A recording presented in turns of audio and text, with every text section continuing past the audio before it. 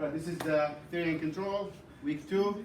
We're still in week 1 material covering electrical safety, and this covers chapter 1 in the book. And we're talking about circuit protections. Why do we need to protect the circuit?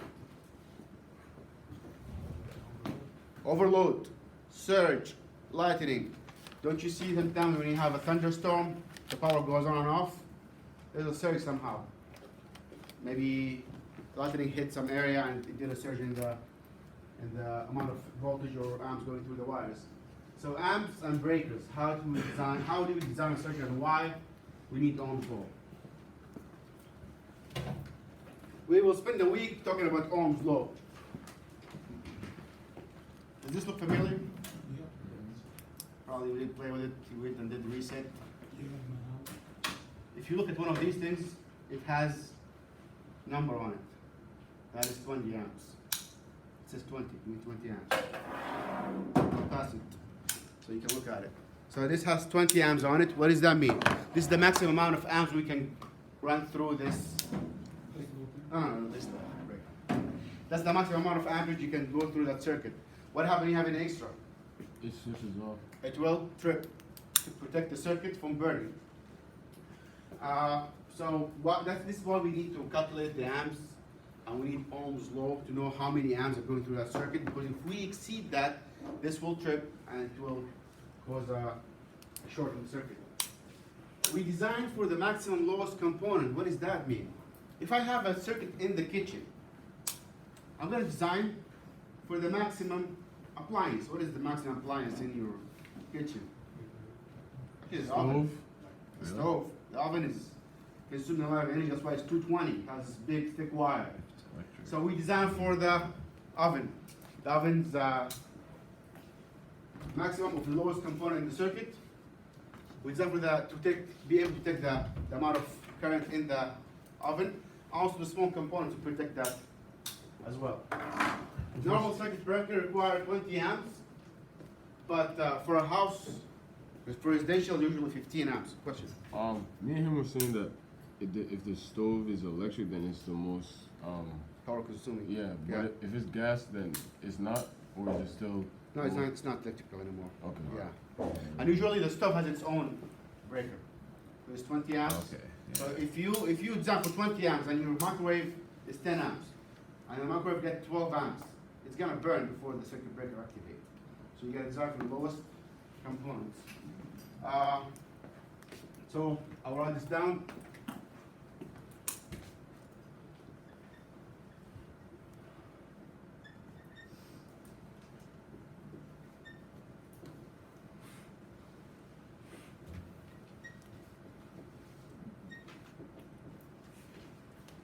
Maximum 15 amps. What you have in your hand now is 20 amps. What would you find 20 amps for? Power equipment. Power equipment where? In the garage. So the garage switch usually is 20 amps. The oven might be 20 amps. So if the equipment in the circuit requires maximum of 10 amps, what do? I'm gonna put the circuit breaker for 10 amps for that circuit. So if it exceeds 10 amps, it will trip and protect that equipment. It doesn't burn. So other methods of protection, Chris was saying last time, fuse. Fuse is another way to trip the circuit. There are some boards with fuses in it, but every time something goes wrong, what happens? You have to replace the fuse. And that could be time consuming. This is more flexible and easier to reset. So we have two things, either circuit breaker or a fuse to protect the circuit. And every circuit should have some kind of protection. Your phone has some kind of protection.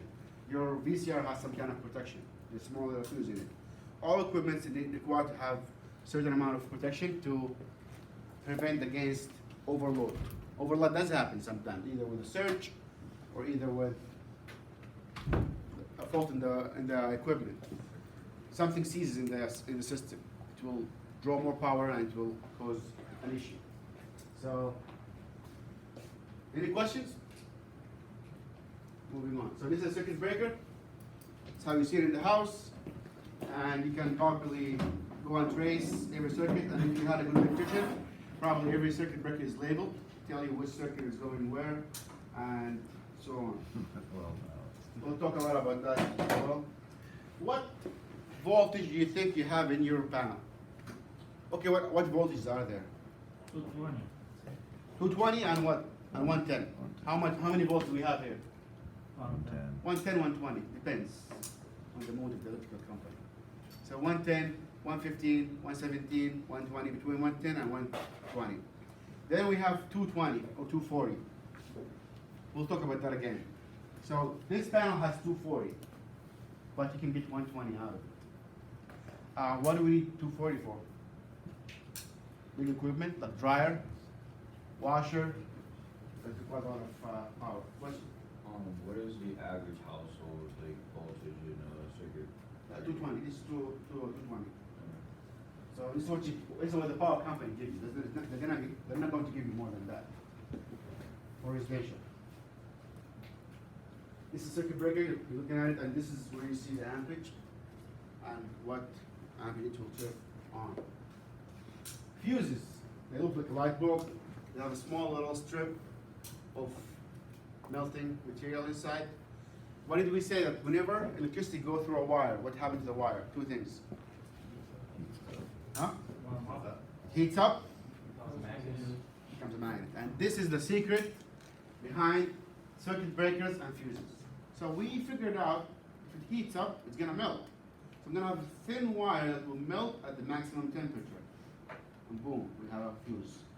Second thing is magnet. This is how this thing works. With magnet. See how there's a small little magnet inside?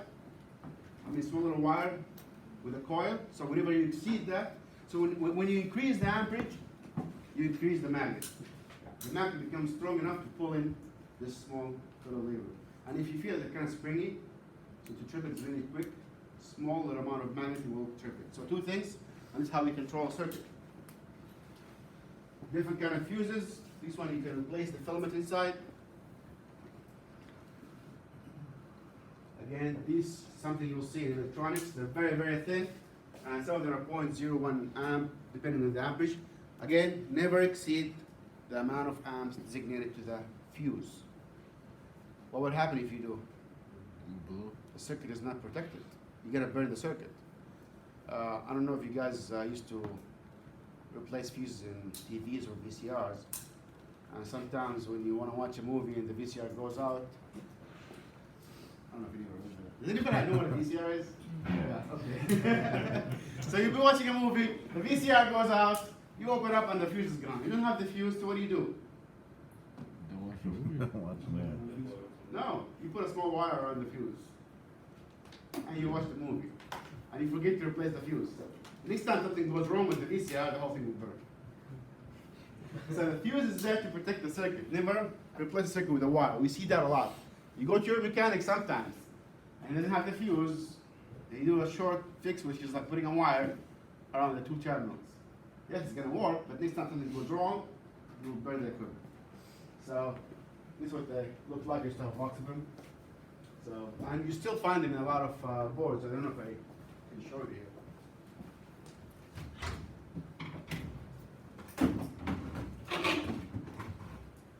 Oh, yeah. So this looks nice.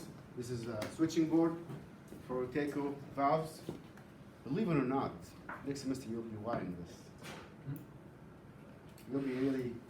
You'll have fun wiring this. It'll be really good. This is a switchboard. It's electronic, but we see here the fuse. So if anything goes wrong with this circuit, this fuse will trip. You take it out and put another one. And we'll know all these components when we work on it. We'll take it baby steps, one at a time. Looking at it. Yeah, I know. You're enjoying this Show for production, the aren't you? camera. I'm afraid next I'm semester you're committed. going to go into film production and ditch HVAC. So melting point is depending on the wire and how thin the wire is. Okay, we talked about this equipment. If you're gonna work and do some electrical work, it's good to have these with locks, and those are the clip locks that you put on these boxes that are the code now. They have a hole. It's not going to open the door unless it's in the off position. You put it in off position, you close it, and you put your lock on it, and you hope for the best. Place the padlock in the circuit. It's connected to two places at least. So the main circuit, another switch. Use warning signs everywhere, let people know, inform people around you. Of course, sometimes you'll be working with another team. The team have somebody who showed up to work late, trying to plug his equipment, doesn't work, oh, switch is off, and he goes to turn on. So be careful. Wake up. Huh? Strike. That's a strike, I can't strike you. So in the shop, when we go and do some work, do the same procedure. If you work on some equipment, we're gonna start working with the boards. Be careful nobody's plugging your board while you're working on it. It did happen before. And if you're going, and never plug anything without letting me know, wait please, don't get impatient. I had some people who get impatient, just like plug, and they sadly plug their own board. No casualties, but it was not a good practice. Let's be careful. It is kind of scary. General guidelines.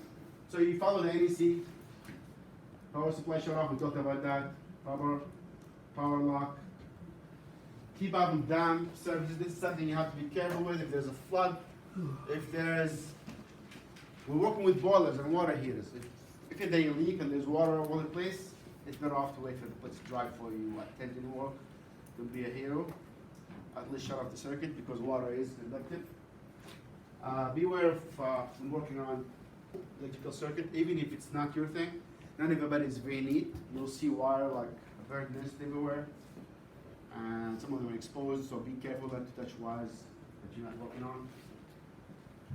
Only use ground equipment, which means they have a ground, they have 3 prongs, not only 2. Do not wear rings, watches, or any jewelry. Metallic, or what? Metallic or whatever that is. You're working with live circuit. So what does that mean? Chains can dangle or hit something. Rings can attract electricity. I have somebody actually who was working on a control panel, has a gold watch, and current went through his watch, and it melted. Yeah, Ow. yeah. So How much amperage was that? probably a lot. Yeah, 5 rounds. Yeah. So leave your bling at home. Take it aside. Seriously, like you'll lose the watch, you will melt it. So And did it's he very, burn his hand too? huh? Just to burn his hand? Actually, he did it. He just went through the watch quickly. Oh, really? Oh, wow. By the way, he smashes, but he lost like, I don't know, it was an expensive watch. Like, why are you wearing even this to work? So anyway, metallic objects, rings, piercings, make sure that they're, yeah. What if it's a rubber watch? Actually, I will go with the rubber watch. Yeah, Rubber watch. it wouldn't be a problem, yeah, but this one's gonna be No, I know. conductive, yeah, but, yeah. Who wears a watch these days beside me? I don't know. Everybody have that. So be careful. Again, if your clothing has a lot of zippers and stuff, also that's something your keychain. So be careful. It might get something. Yeah. Is there a certification for the National Electric Code? Yeah, there is. There is. I think it followed the electrician license, but there are That's degrees. electrician's license. Yeah. But for an HVAC, there's none that fall under. No, no. For HVAC, we have the local state code, which is the oil burner license, or you can get your refrigeration license as well. Wear shoes with insulating insoles or soles. So they have rated ones that are really thick. They're not that expensive. Who said that they can find them in Walmart for like $30? They have the code on it that says it's insulated completely to a certain amount of voltage. So invest in those. Non-slip. That's really good. If there's some oil or something. So get a good non-insulated shoes that it lasts for a long time. Yeah. Okay. Do not use metallic ladders. We talked about that. What kind of ladder do we use? Aluminum. Wood. Fiberglass, wood. Yes. Huh? What? No aluminum. We're gonna use fiberglass, wood, and sometimes they have plastic ones. Enforced plastic. Just don't use the aluminum one because they're very conductive. Examine all wires and power tools for damage before using them. If you go and you have a hand drill with wires sticking out of it, do not use it. If you go to work on equipment where they have frail wires, you can say, I'm not going to work on that to replace the wires. I mean, I've actually seen people actually go to houses and say, hey, I'm not touching these wires. These are from the 60s or something. They're all like crispy, so do not use them. How do you know if the wire is old or the insulation is bad? If it comes in your hand, if you scratch it with your fingernail and it comes out, that's bad. If you bend it and it crackles and four pieces, that is bad. If you run your finger through it and it leaves a mark in your finger, that's bad. It's melting, it's bad, it's not doing its job, they should be replaced. People will always say, oh, it's been there for years. Well, this is the reason. It's been there for years. It should be replaced. Usually, if the place is, old wires were made with different material, so they do not last as long. So have them replaced.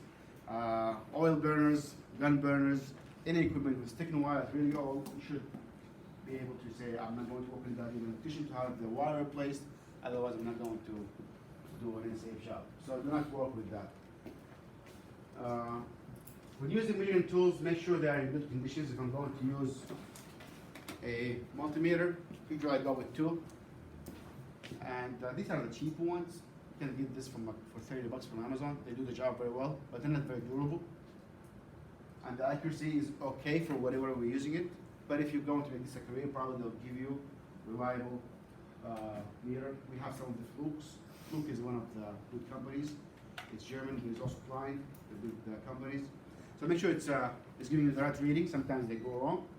And have to just double check. You gotta double check. There's no voltage here. I'll measure again and again. Sometimes these prongs do not touch very well, so you have to wiggle them around a little bit. And you'll see how the touching can be finicky a little bit. How to touch it and hold it, especially when you measure resistance. Always remember to discharge capacitors. How do we discharge capacitors? Well, you either have someone professionally do it, or just over time. There's two ways. There's the cowboy way that Bill does, and there's my way, the scared cat way. So the brave way is to get a screwdriver with an insulated handle and you touch the terminals together, and you see the spark. But I don't like to do that. The other way is you carry with you in your wallet a 10,000 ohm resistor and just touch the terminals. You'll see nothing. Just for 2 seconds. It will discharge the capacitor. I always have one in my wallet. Oh, really? Yeah. They're very small. You can buy a dozen for $1 or something. So this is the best way to touch the two terminals. I should be completely discharged. Huh? Resistance. 10,000 ohm resistance. This is a capacitor. So always discharge the capacitor. The problem if you're not discharging the capacitor is that you might unplug it, you might put it aside, it still have a charge in it. If you touch something metallic, it will cause a spark. When you're helping somebody who's being electrocuted, do not become part of the circuit. Push him with a non-conductive material and turn off the circuit first. So the first thing, if the breaker is around, you want to turn it off. And if not, get a rag or a piece of wood and push him. Don't get too violent about it, but do it quick. It's important to do it very quickly because you don't know how much voltage is going through him. Okay, any questions about safety? Always wear goggles. We have goggles in the shop. Get your own goggles. If you're wearing glasses, you're good. If you have reading glasses, you're fine. But always protect your eyes. Don't develop good habits. It's good to develop good habits. Wear gloves. I know people do not like to use gloves because they reduce the dexterity. You feel like you don't feel as much, but get gloves that fits you and you feel comfortable with it. Insulated Good. gloves or Huh? just latex? I like mechanic gloves because they have good grip and they have protection. Latex protects you against refrigerant leaks. Yeah. But mechanic will give you a lot of dexterity. And you're gonna do a lot of things with your fingers. After a while, they will get sore. You know, no matter how much callus your hand is, you'll get sore. So get some gloves where you feel that you're comfortable touching stuff with. Get a good pair of goggles, invest in good goggles. They can last with you for a while. And make sure that you feel comfortable. The ones we have are like $1 a piece, and they go around the eyes and they provide protection. We have a story of a couple of students on the job right here. They had issues with their eyes, something flew in their eyes. Not even from them, somebody else working in the area, or something fell off. So develop good habits, you know. Eyes are expensive. And eyes operation are not always successful. So why? You can prevent that kind of accident. Cover your body with proper clothing, thick pants, long sleeve shirt. I mean, why deal with the pain, you know? Nothing is worth your health, no matter what the job. What happens is people get like kind of lazy a little bit. Ah, okay, it's okay, it's only 5 minutes. You'll be optimistic about how long will it take. Get the proper clothing, get something also cool. In the summertime, people are really hot. Get something cool. They have good coveralls that are really cool and well ventilated, and they breathe very well. So it's a good idea to get into that early on. So this is the homework for this week. It's going to be in Blackboard. I'll put it now. What is a live circuit? Everybody knows? Let's use that. Benny, what is the live circuit? It's on, has current going through it. What type of voltage you will encounter as an HVAC technician? How many volts? It's in the book. So it starts from 24, that is your thermostat. 110, most equipment 110. 220 could be an AC. 480, that will be a commercial AC, the big central layers. So 24, 120, 240, and 420, 480, 460, 480. When do one get electrical shock? When you're exposed to a circuit. Okay, Acting as a conductor, maybe? okay, close. When you become part of the circuit, you get a shock. Okay.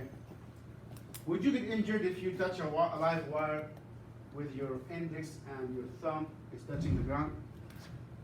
Possibly. Yes. Yes, you'll get injured. You might not die, but you get injured. Question. Human beings actually have some sort of like electricity inside of us anyway. Yeah, we said that. That's what we're talking about. We have a lot of electricity going on here. So you gotta disrupt that. If you disrupt that, then you'll have issues and the muscle will seize. So we also talked about the defibrillator. How does it work? It just reset the system. It's gonna shock and wipes everything out. So this happened. What else? What about if you touch a live wire while standing on wet ground? Yes. Yeah, you might die. What is the standard applied in the US for electrical installation? Is the question. Like what? What code? National. National Electrical Code. Okay, this is gonna be your homework. So remember, safety first. Again, I'm gonna repeat that. I'm gonna be on you like a hawk in the lab. Don't be upset. I'm trying to help you develop good habits. I'm gonna say, is this tight enough? Where's your goggles? Where's your boots? Are you exposed? Don't worry, I'm gonna be there. I'm sorry if it's gonna be a little bit annoying, but in a year, you'll be able to develop good habits. They say psychologically speaking, it takes 130 days to develop a new habit. So you have plenty. So I'm gonna be there to have you develop good habits. Question? A few things. First off, go back one. I'll finish copying that on 7. And second question about boots I'm wearing. Is okay? Which one? Uh, Yeah, this is perfect. Perfect. This is good. What? How many questions are there? on this? No. 7. Okay. Are your slides, Yes, they're online. okay. On Blackboard. So remember, also gonna be safe and sorry. Sometimes it's really somebody will guilt you into doing something. I don't have that equipment. Oh, come on, you can just do it. Come on, let's do it. Be brave, be courageous, be this and that and the other. No, it's your safety. Huh? Be a cowboy. Yeah. Be a cowboy. What is that called? Peer pressure. Don't fall into peer pressure. It's your license in the line. It's your reputation. If you get hurt, that reflects on your company, reflects on your work. So be careful and be ready. And sometimes we all goof off. You know, I forgot my mirror. I'm sorry. I'm gonna go back and do my mirror. I don't have my proper clothing. And trust me, people will feel more comfortable if they see you wearing all your gear. Okay, this is somebody actually who's trying to he's professional. He knows what he's doing and he practices. And you have your own tools. Don't risk your safety and other for any reason. Again, we always get impatient. As Bill sometimes says, if you get impatient and frustrated and stressed out, go and take a walk and your brain will go back. So if it doesn't make sense, just take a break, breathe a little bit. It gets a little frustrating when you wire things over and over and it doesn't work. You'll see how this happens. We'll experience that a little bit. But again, develop the right attitude towards it. It's just a job. There's not voodoo. It's actual work. There's science to it. Take it step by step. And it's good to consult with other people. Security evolves with knowledge. So now we are afraid to touch electricity. As Jesse said, is this safe to plug in? When you know what's going on, when you understand what's happening, there is no more fear. So there are doctors operating in people's brains. They think they weren't afraid. Somebody's life in the line. Practice, knowledge, over and over, you become more confident. These are the questions, I don't know if they're in the homework or not, but what current flow is fatal? What kind of ladder? Rubber or fiberglass or wood? How would you help somebody who's being electrocuted? Push them with an conductor. Can you use a fuse that is larger size than the installed one? Yes, you can. You shouldn't. You should not. Why? You that defeat the purpose. Yeah. What is the difference? What is the difference in 3 and 2 prong plug? What is the 3 one? Ground. Everyone has a ground to it. Yeah, and one doesn't have ground. Some people do not have ground. What do? You use an adapter if you don't have 3 prongs. GFCI, ground fault circuit interrupter.